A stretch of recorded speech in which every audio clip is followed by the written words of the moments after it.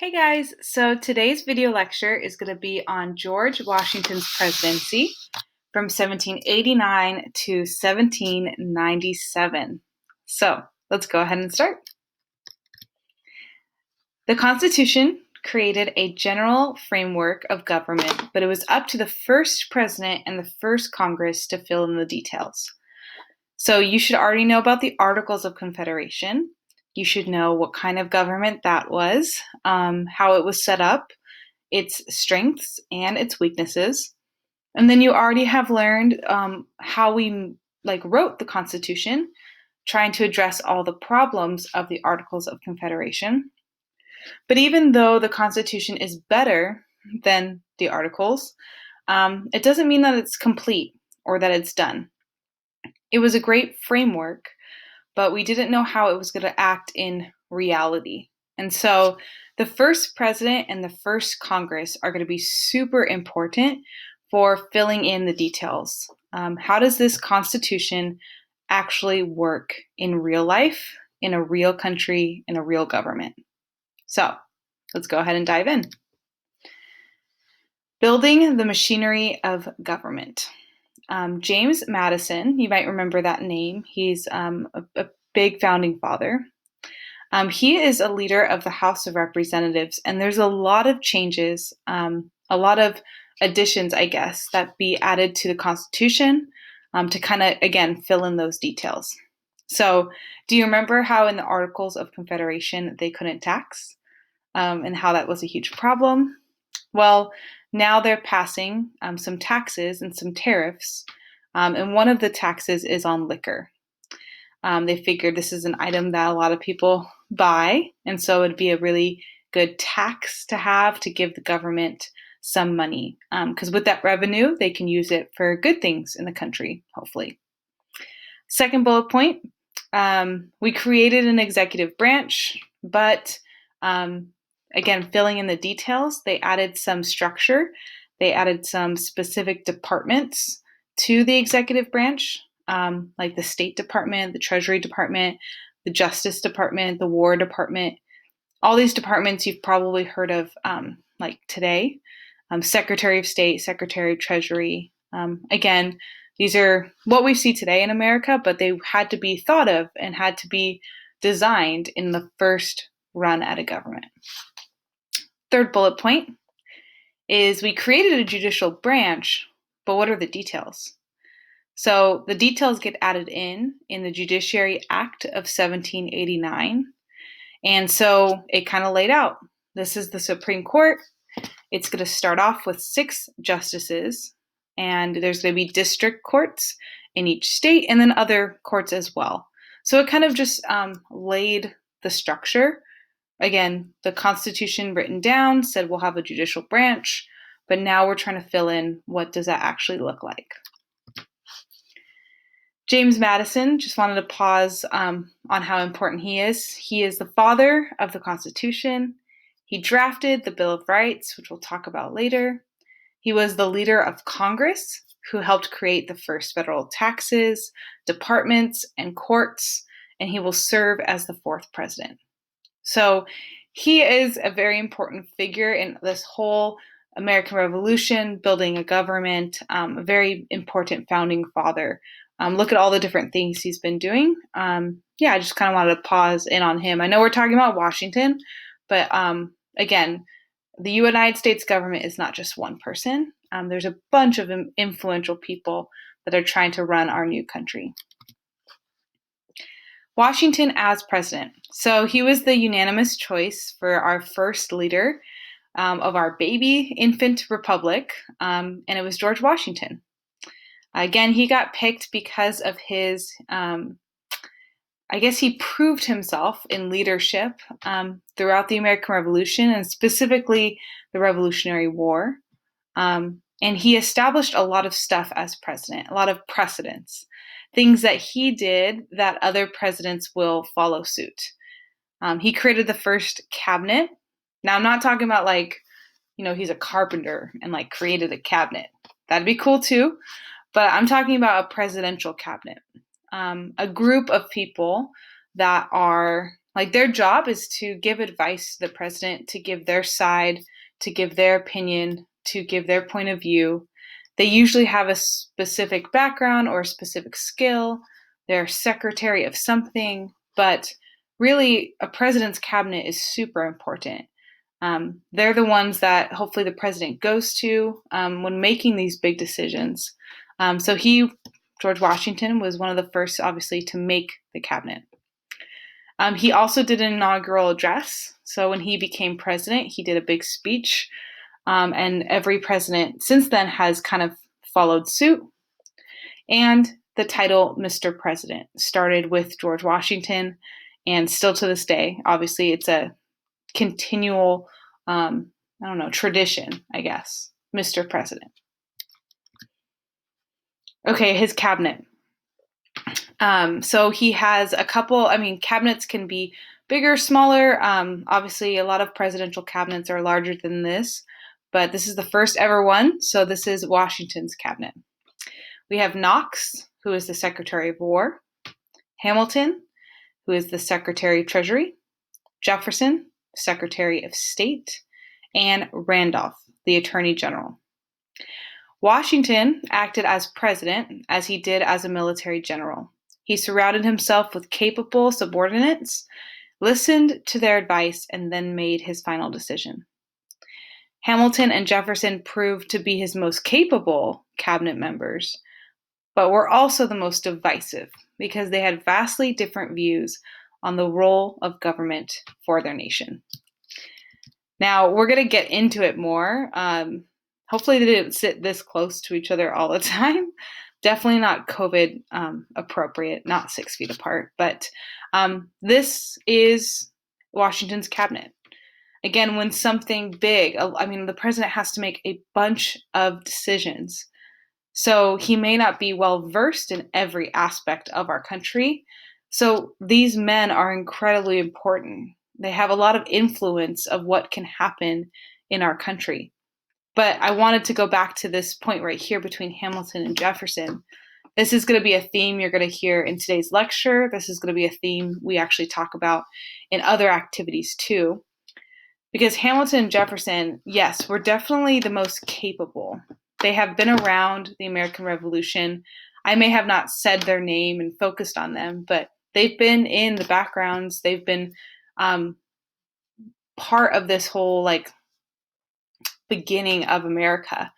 And so they're incredibly intelligent. They're highly respected, but they're completely different than one another. Almost polar opposites in a lot of ways. And they don't really like each other, if that makes sense. And there's a lot of division between them. So in class, I'm going to ask you this question because it's perplexing to some people. If Washington's creating a cabinet and he, only has 4 guys, why would he pick 2 men that are completely opposites in so many different things? Why did he choose to do this?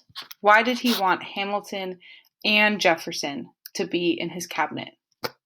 Think about that question. Write down the answer right now while it's fresh, but we'll talk about it when we get to do virtual class with each other. Okay, Alexander Hamilton. He believed in a strong central government. He thought that would be best for America. So again, he believes in a strong national, federal, central government.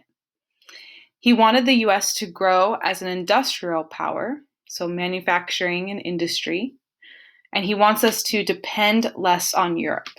He wants to, Europe was manufacturing a lot.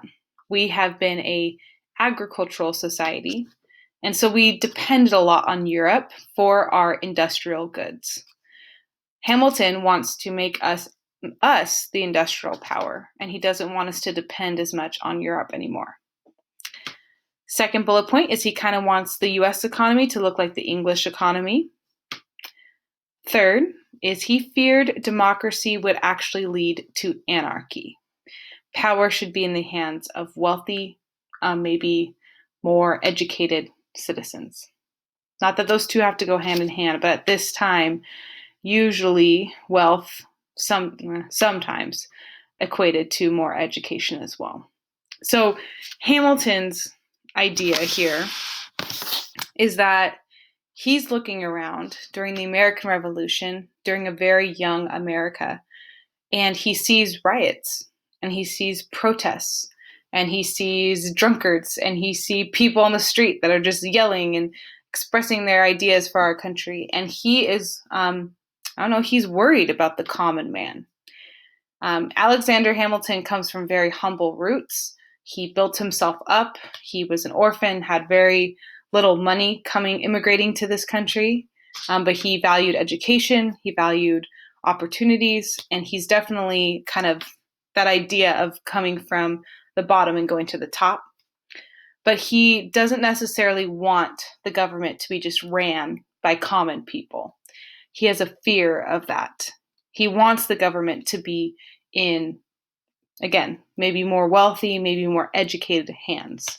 So that's why he likes a strong central government. He thinks if we get a few people that hopefully have been voted, are capable, are intelligent, those people can make the decision for our country. So that's Alexander Hamilton's point of view. Thomas Jefferson, on kind of the opposite, he believes in a limited government. So of course he wants a national government. He leans more towards state government, but he thinks we should have a limited government. He thinks people should have more rights, people should have more power, less with the government. He thinks the United States should stay agrarian, which is agricultural. So he wants us to stay more as a farming nation. And he wants us to be active in foreign trade for manufactured goods. So he wants us to be the agricultural agrarian country, and then we're actively trading with other countries for their manufactured goods. Hopefully they'll be depending on us for the agricultural, and then we can depend on them for the manufactured. Second bullet point, he definitely trusted common people more over the elitist aristocracy. So he's the opposite of Hamilton. So he has faith in the common person. He wants normal, ordinary people, quote unquote, to have power and democracy. And he has this fear of like elite people who think that they're maybe smarter or better. He doesn't think that they should have all the power. I forgot to mention this. It kind of was hinted toward it. Hamilton kind of leans a little bit of allegiance to England. And then Thomas Jefferson here, he has close ties with France. He was one of our ambassadors. He lived in France. He had a lot of friends in France, a lot of political friends in France. And definitely when the French Revolution happens, the French were, I may have forgotten to mention this, but the French helped us win the American Revolution. We received a lot of help from the French in the Revolutionary War. And so Thomas Jefferson thinks that we should have close ties with France, especially during their revolution. So Jefferson, France, and Hamilton, England. Hamilton is the Secretary of Treasury. So he deals with money. And so his first thing when he is, during Washington's term, is he has a plan to fix our economy, to kind of build our economy and fix it. It's been terrible. The Articles of Confederation made things worse. States are basically bankrupt, and we don't have a national currency at all.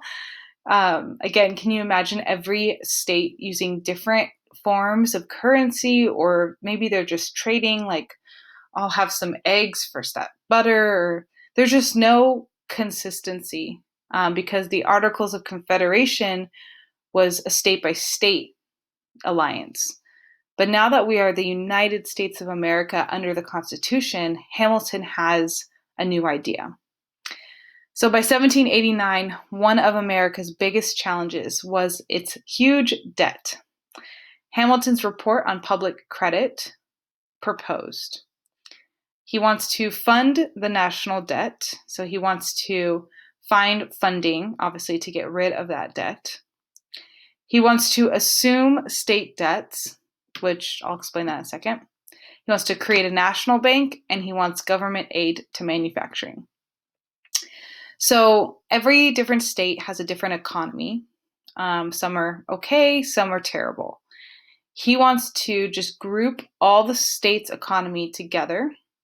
He wants to assume, meaning like take in certain states' debts, and he wants us to figure out as a united country how we want to help out those states. How can we get everyone's economy neutralized better in a healthy fashion? So if one state is thriving, he does think that that state could help out, that their economy could help out the states that aren't doing well. So again, he's really about uniting the entire country under one debt or one economy. He wants to create a national bank. So right now, states may have their own different banks with their own different systems, but he wants to create unity in a national bank. And then once we do have funding from taxes, he wants to give government aid to manufacturing. So he wants, again, our country to grow in industry. He wants us to kind of step away from agricultural. So he thinks that will generate more profit, which would then go into our debt and help. So this is his idea. But of course, it caused controversy. The big thing was the national bank. Basically, the government would be creating a privately owned bank. The government would be creating a corporation. The government would benefit from this corporation. The government would, receive loans or receive funding from this national bank, but it would be a private corporation that the government's creating. But the other thing that this would do is that obviously it would create a united currency. And like I said before, all the other things I just said, it would bring our country together. But Madison and Jefferson, they definitely are against this idea. They hate the bus, which is the Bank of the U.S. They do not like this idea of a national bank. They have this gut feeling that somehow this is only going to help the rich. Especially if it's helping manufacturing later on. That definitely doesn't help out any farmer. Putting money into industrial stuff, into manufacturing stuff, that doesn't help the common man in the South. That doesn't help the average farmer. So they feel like this is only going to really benefit the rich. They have this suspicion that this bank would give out certain type of loans to certain type of people and not to others. And then their biggest thing that they do not like is that creating this national bank is not mentioned in the Constitution. The power to do this is not mentioned explicitly in the Constitution. This idea is called strict construction, meaning Thomas Jefferson and Madison, they believe you can only do things in our country as a person in political office if they are written down in the Constitution, like black and white. If it says you can do it, then you can do it. If it doesn't say that you can do it, then you can't do it. Again, that is called strict construction. It means you're reading the Constitution, black and white. People in government can only do what the Constitution says. The opposite is called loose construction, and that's kind of what Hamilton is going to reference to right here. He thinks that he can create the bank because he has two different areas that he is quoting from the Constitution. In the Constitution, there is a clause that is called the Necessary and Proper Clause. It basically gives Congress the power to interpret the Constitution and to judge if something is necessary and proper. So again, this is the opposite of strict construction. This is reading the Constitution like, okay, I know it doesn't say exactly what you're doing, but if it's necessary and proper, then Congress could grant you the power to do that. This is also referenced to as the elastic clause, meaning like elastic, think of like a rubber band. Like you can stretch it. Like, the Constitution doesn't say that I can do this, but kind of does. Again, it's a stretch. And this is called loose construction. You're kind of using the Constitution. You're not trying to abuse the powers, but you are trying to kind of maybe read in between the lines or take some powers and read it a little bit more loosely. Well, as time went on, to speed you up, they made the bank. So they got enough votes, and we created the National Bank of the United States. It'll be a temporary trial run. We're going to see if this works. It'll eventually expire, and you'll see that later. But for right now, we have the National Bank. The other area that Jefferson and Hamilton, well, they fought on everything. But another area that they disagreed on was foreign affairs. In the 1792 election, Washington was unanimously chosen again. So he's already served 4 years, and now he's into his next batch of years. And foreign policy became a big question. Look at the first bullet point. It says war. War between England and France broke out in 1793. And this actually divided Americans. We didn't know who we should support. Again, England and France. England was our mother country. Yes, we had problems with them. Yes, we declared our independence from them. But we still have maybe some ties. There are still people that have some loyalty and friendship to England. Again, we've only been a country for a couple years, and we were part of England forever. So there are some people that are loyal to England, and there are some people that are loyal to France. They helped us in our American Revolution, so we should help them in this battle against England. England has been doing some shady stuff, though, with us. They are refusing to follow the treaty that we laid out at the end of the Revolutionary War. They're not following our trade things that we told them to follow. They're doing some sketchy stuff with our ships that you'll see later. So England's not being super nice to us. So a lot of people are leaning towards the fact that we should help out France. Of course, Washington, this is a big decision. He goes to his cabinet and he hears a lot of different ideas. And specifically, Hamilton and Jefferson, they both kind of wanted neutrality. They didn't think we were ready to send troops into this England versus France war. But Jefferson wanted to punish England. So it's not really neutrality, I guess. Jefferson kind of wants to punish England and cut off their trade. This word impressment right here, this is the sketchy thing they're doing with ships. Okay, this is kind of weird. England, because they think that they still can overpower us. England is literally taking over some of our ships. Impressment it's like basically England is rolling up on one of our ships and saying, "This is our ship, sorry," and just taking it like a bully. Like a bully would take someone's lunch and be like, "This is my lunch." That's basically what England's doing to us and our ships. So Jefferson thinks we should definitely punish England. Maybe not get involved with the war, but we should pick a side and we should help France. Hamilton believes, maybe from his own opinions, maybe from personal experience, maybe because he actually fought in the Revolutionary War, he thinks England needs to be appeased, meaning we should just deal with it, accept it, and not to be poked, coerced. He thinks if we punish England, who knows, maybe they'll come attack us again. Maybe we'll have Revolutionary War Part 2. Hamilton knows from firsthand experience, Jefferson doesn't. Hamilton knows that this war, yes, we won it, but it was a hard-fought war. So why do we have to pick enemies and make England hate us again? Washington, after hearing everyone's thoughts and maybe his own opinion as well, he declared neutrality. So he signed the Proclamation of Neutrality to keep America out of foreign wars. And what you'll read later in the farewell address is that, yeah, he's really against foreign affairs, especially when America is just becoming a country. He says we're not ready. We're not stable enough.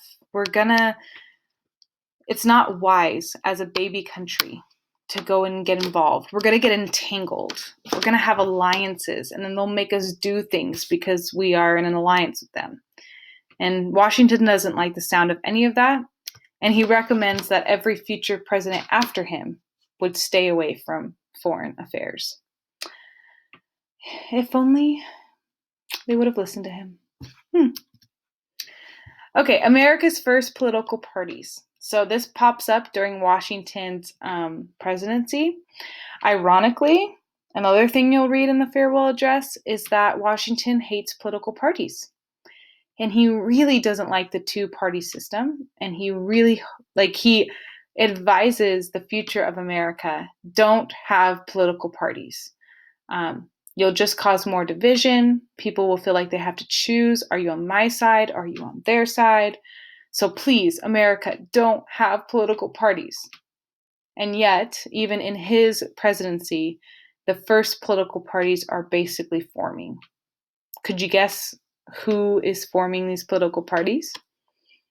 Could you guess which two people, being polar opposites, are accidentally creating our first two political parties? Yeah? Did you guess Jefferson and Hamilton?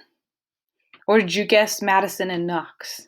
Let's hope that you guessed Jefferson and Hamilton. So here's our first two political parties. They're not the Democrats and Republicans. Don't get confused. That will happen later. It is a wild ride learning about political parties. So hopefully you don't get too confused, especially right now. We're in the beginning, so you should not be confused, okay? So let's look to the left in the green box, are Federalists. This is led by Alexander Hamilton. They favor a strong national government, strong federal government, aka Federalists. They believe in loose construction.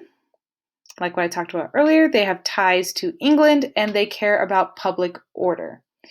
Again, remember, they think that having a strong national government will create order in society. On the flip side, go to the right, Democratic Republicans, they are led by Jefferson. They favor states' rights. They favor strict construction. They have ties to France. They really emphasize liberty and freedom, less of control and order. And again, don't get confused by this. They kind of have three names, okay? So they can be referenced as Democratic Republicans. Again, not Democrats versus Republicans. It's both of them. So they can be referenced as Democratic Republicans. They're also called Jeffersonian Republicans after their founder, Thomas Jefferson. And to be short, they also are referenced to as Republicans. So that's all three titles talking about the same political party. But what you have to remember is it's Democratic Republicans versus Federalists. Okay? So this is another chart. I think this one's really good as well. So I would say copy this one down in your notes. You can copy the other one too, or you can add to it, combine both of it. But this one I just found online and I think it's really good. Again, just telling you what the Federalists believe and what the Democratic Republicans believe. Do you have to memorize this? Yes. Sorry, I'm not going to sugarcoat it. You can look at this. You can reference this. You don't have to memorize every single word, but you have to know it. If you can't recall it in your brain, then our future conversations are going to get confusing. So maybe, the idea is understanding this and understanding where they lie.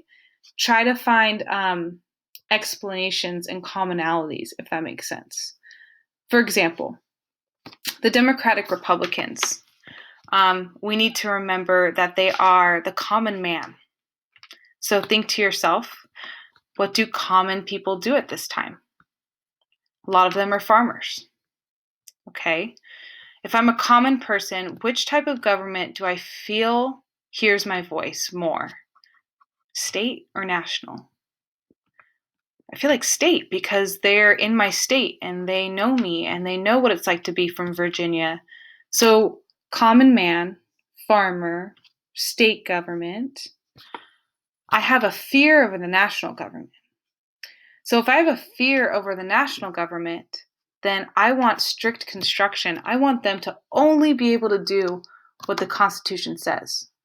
Because I kind of have this fear of a too powerful national government, then I want strict construction.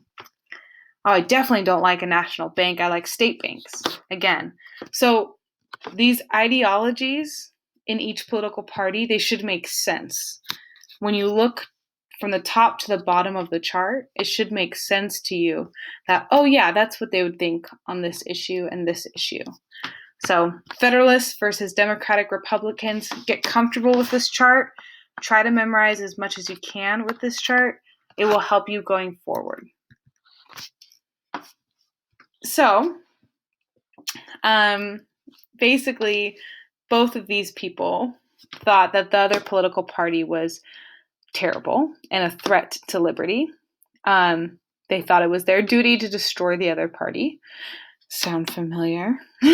Again, a lot of division. In the very beginning, which is crazy. And again, they're both in Washington's cabinet, which I just think is crazy.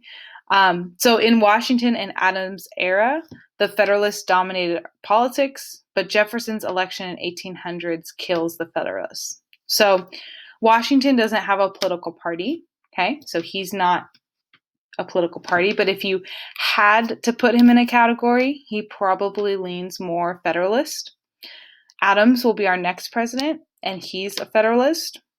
But they're saying that when Jefferson comes up, he is obviously not a Federalist. He's a Democratic Republican, and that will kind of start the trend of them being in power. We're going to talk about this in class, so get ready. So on your paper right now, handwritten notes, write down your answer to this question because I want to talk about it with you guys when we get back to virtual classroom. What are the pros and cons to a two-party political system? What are the pros and cons to a two-party political system? In Washington's presidency, again, we get the start of two political parties. As we continue on with U.S. history, you'll see other parties pop up, but none of them gain traction. None of them become the popular party. It's always been in our country two political parties. Today, you know, it's Democrats versus Republicans.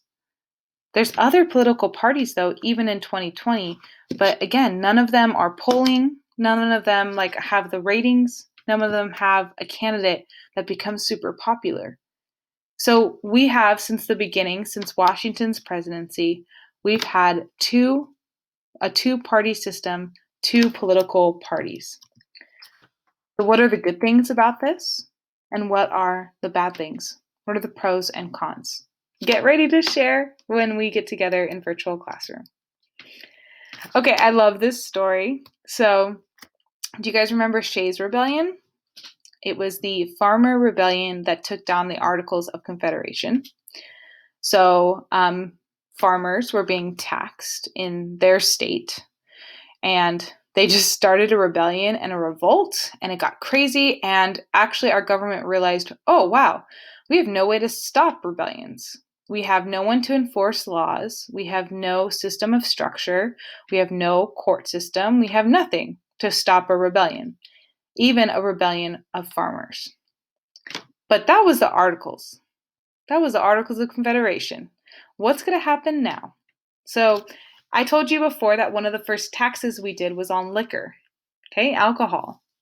So this is called the Whiskey Rebellion. The whiskey tax led yeomen, which is farmers. The whiskey tax led farmers in western Pennsylvania to start the Whiskey Rebellion. When the governor of Pennsylvania refused to do anything, Federalists saw this as a revolt, as a threat to safety.